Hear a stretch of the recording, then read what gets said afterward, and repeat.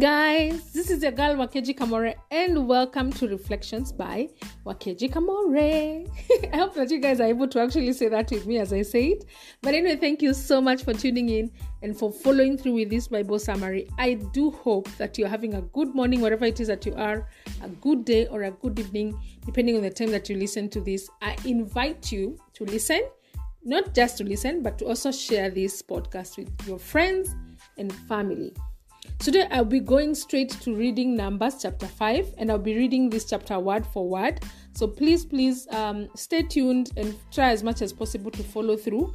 I'm reading from the Message version. You guys, I tried all other versions, and I was just like, I'm not even understanding what these guys are saying. I don't know, the English was just too difficult. So I'm going to be reading from the Message version, which I think is easier for me to understand. And I hope that you guys will also understand it. So let's do this. Chapter 5. God spoke to Moses. He said, "Command the people of Israel to ban from the camp anyone who has infectious skin disease, and anyone who has a discharge, and anyone who is ritually unclean from contact with a dead body. Ban the male and the female alike and send them outside the camp so that they will not defile the camp, which is the place I live among them." And the people of Israel did this, banning them from the camp. They did exactly what God had commanded through Moses. So basically here God is telling Moses, tell the people of Israel to remove everybody. Here ban is B-A-N, guys. It's not the ban for trauma. It's the ban for remove, or rather set out. So they were removed from the camp so that they may not defile the camp, because this is the place where the Lord dwelled. If you guys remember how the tents are set up, the holy tent is in the middle, the Levites are surrounding the tent, and Moses and Aaron as well, and then all the other 12 tribes are surrounding the holy tent. So basically, God is dwelling with the people. And so that's why he's telling the people, remove everybody who is unclean outside camp. And God spoke to Moses and he said, "Tell the people of Israel, when a man or woman commits any sin, the person has broken trust with God and is guilty and must confess the sin. Full compensation plus 20% must be made to whoever was wronged. If the wronged person has no close relative who can receive the compensation belongs to God and must be given to the priest, along with the ram by which atonement is made. All the sacrificed offering that the people of Israel bring to the priest belong to the priest. Each person's sacred offering are his own, but what one gives to the priest stays with the priest." Verse 11 says, God spoke to Moses and said, "Tell the people of Israel, say a man's wife goes off and has an affair and is unfaithful to him by sleeping with another man, but her husband knows nothing about it, even though she has defiled herself. And then, even though there was no witness and she wasn't caught in the act, feelings of jealousy come over the husband and he suspects that his wife is impure. Even if she is innocent and his jealousy and suspicions are groundless, he is to take his wife to the priest, and he must also take an offering of 2 quarts of barley flour for her. He is to pour no oil on it or mix incense with it, because it's a grain offering for jealousy and a grain offering for bringing the guilty out into the open. The priest then is to take her and have her stand in the presence of God. He is to take some holy water in a pottery jar and put some dust from the floor of the dwelling in the water.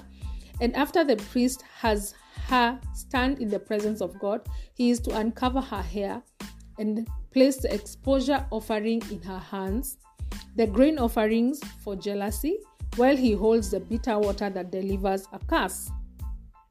These guys, it sounds like some serious juju is happening here.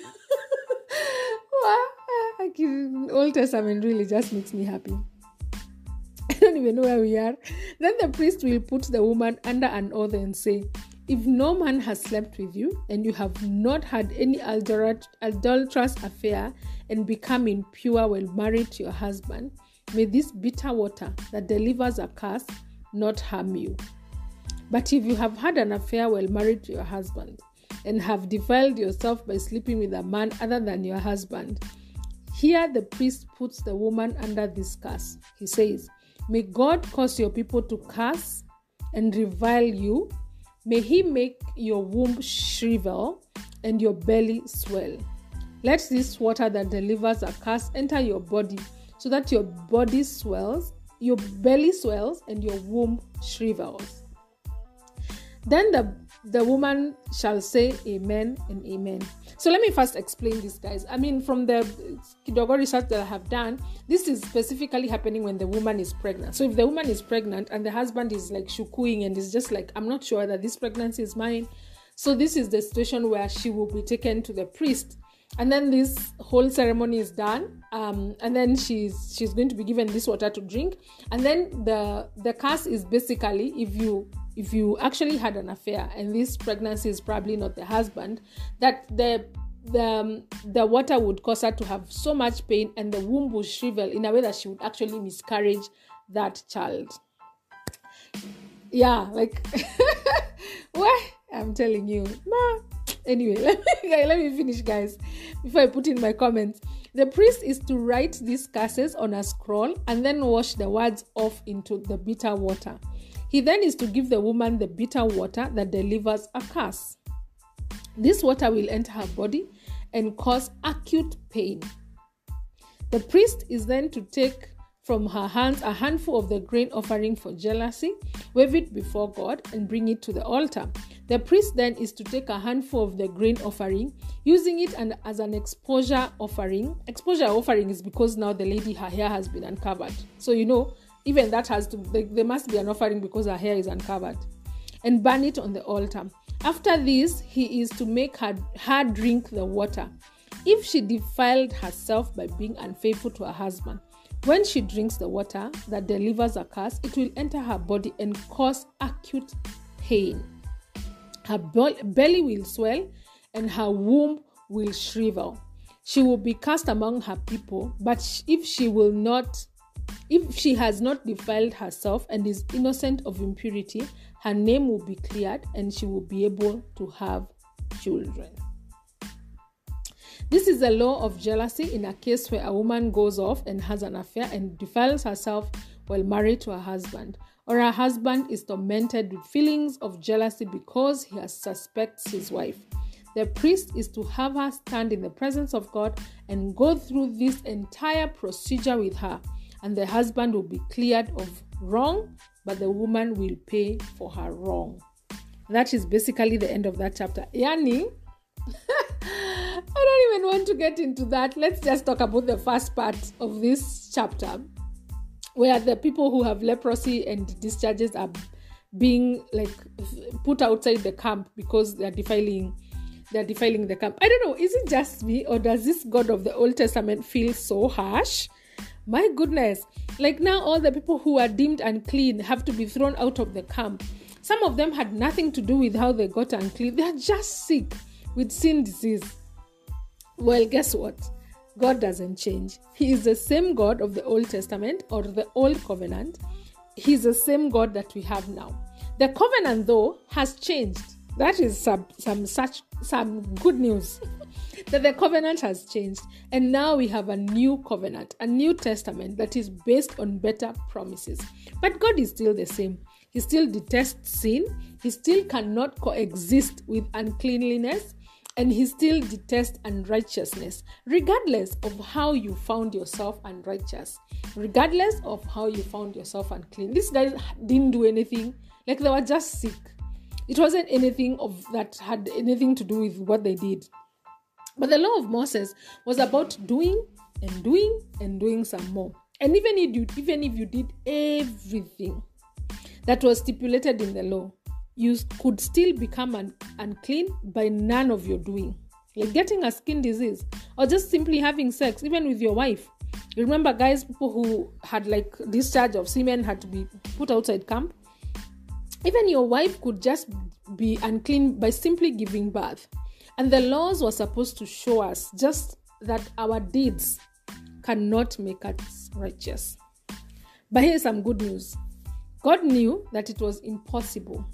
for us to attain holiness by ourselves or by our deeds.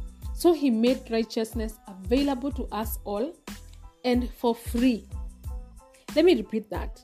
God knew that it was impossible for us to attain holiness by ourselves or by our deeds. So he made righteousness available to us all for free. And our only participation in the process, like the only contribution that we make in the process of in the process of attaining righteousness is believing. That is the only participation. That is the only contribution that we have, is to believe. There are many Bible verses that indicate this in the Bible, but allow me to just read two because our time is far much gone. And the first one comes from Ephesians chapter 2, verse 8 to 9. Ephesians chapter 2, verse 8 to 9. And it says this: I mean that you have been saved by grace because you believed. You did not save yourself. It was a gift from God. You are not saved by the things you have done, so there is nothing to boast about. This verse is speaking about how we got saved, and we are saved by grace because we believed. It is not because we did dara, we went to church, or we were good people, we salimiad everybody, we were nice to the guards at the door. It is not because we did those things that we got saved. We got saved by grace because we believed. So there's basically nothing to boast about. You can't say, I did this and this and this, and this is how I got saved. And you guys are not saved because you didn't do this and this and this and this. The only contribution, the only participation is that we believed. And everything else was done by grace. The second verse that I would like to read comes from the book of Acts, chapter 13, verse 38 and 39. And this is what it says. Acts chapter 13, verse 38 to 39, it says, let it be known to you, therefore, brothers, that through this man, and this man is Christ, through this man, forgiveness of sin is declared to you. And by him, everyone who believes is freed from everything from which could not be freed by the law of Moses. Let me repeat. It says, let it be known to you, therefore, brothers, that through this man, and again, the man is Christ, forgiveness of sin is declared to you. And by him, this is by Christ, everyone who believes, please note, the word believes is repeated here, is freed from everything from which you could not be freed by the law of Moses. The law of Moses could not free you from skin disease. Now you are unclean and you had to go out of camp. Either upone ama we ukayange tu uko sasa out of camp kwa sababu uponi. As in, you could just be, you are unclean, you just be staying out of camp. And that is why Christ came, so that we can be declared holy. We can be declared righteous by just believing the deeds that Christ did for us on the cross, but he died on the cross. You see, the thing is, I've heard some people say that if Christ died for all humanity, then there is no point in getting saved. But I want to tell you this. Without believing, salvation is of no effect. Like, salvation does not happen without believing, because it is attained through faith, through believing. The only way for us to not be thrown out of God's camp, the only way for us not be thrown out of God's dwelling, because the camp represented God's dwelling, the only way for us to make it to heaven is by being righteous. And the only way to get into righteousness or to attain righteousness is by believing. I'll repeat that. The only way to not be thrown out of God's camp or God's dwelling, the only way to make it to heaven is by being righteous. And the only way to attain righteousness or to get righteous is by believing. This is your girl, Wakeji Kamore, and this has been Reflections by Wakeji Kamore.